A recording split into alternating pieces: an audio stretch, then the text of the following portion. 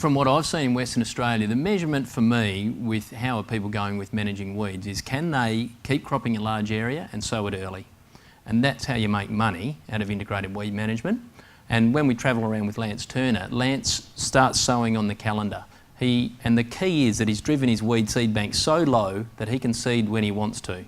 He doesn't have to wait for germination. So I think point number one is that investing in harvest weed seed control, other tools to drive a seed bank down, increases yield, not so partially through having less weeds in your crop, but more so through the advances you're talking about the real early sowing and stubble retention.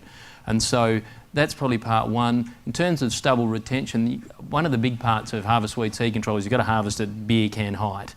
That's the internationally accepted height. We talk about the beer can. So you've got to be harvesting low, which means growers are setting their paddock up for good stubble management the following year. And the advances I've seen, we've got big headers that can gobble up a huge amount of trash, of volume.